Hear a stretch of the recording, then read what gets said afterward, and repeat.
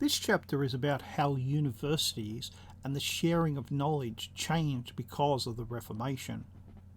Governments liked universities because it gave them access to trained and educated men who they could use in their administrations, men who were not tied to the church but who could still operate at the same level as educated churchmen could. The Reformation threatened all of that, so the universities were put under the government's protection and control. This was true in both Protestant and Catholic countries, but was more true in Protestant ones. What continued was what was called the Republic of Letters, whereby scholars would correspond with other scholars regardless of where they lived or what they believed. Over time, it became the custom to ignore religious writing and to concentrate upon everything else. The scholars became self-censors.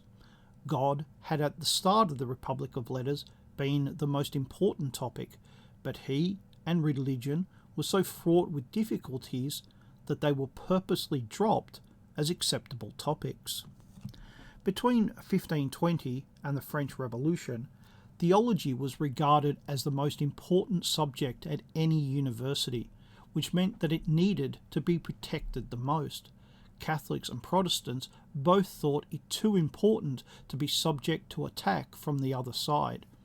Protestants also did not want to be attacked by other Protestants.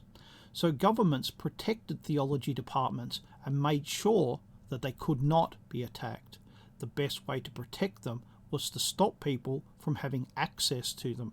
Gradually, the subject went from something that every student had to study, and it was the main source of study, to an elite that most students were not allowed access to unless they were devoting themselves fully to it. But what that did was it led to mental hypocrisy, to the ivory tower. Theology had become a subject that was inward-looking. It was not concerned with the real world or its workings.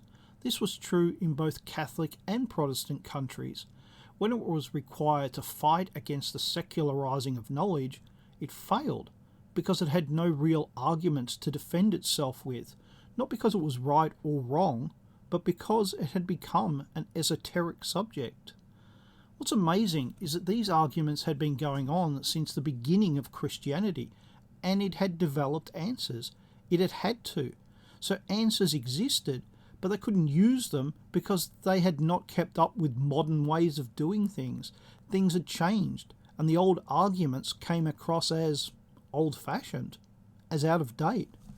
During the 1800s, most universities and governments stopped viewing theology departments as needing special protection or having special status. Again, it did not happen all at once, but in time they all lost the protection and status that they had once had. In its place, they became professional schools whose job was to create ministers of religion. What they were no longer were places where the mysteries of life were discussed. That place had gone to the newly created philosophy departments. Protecting theology had come at a great cost, another unintended consequence of the Reformation.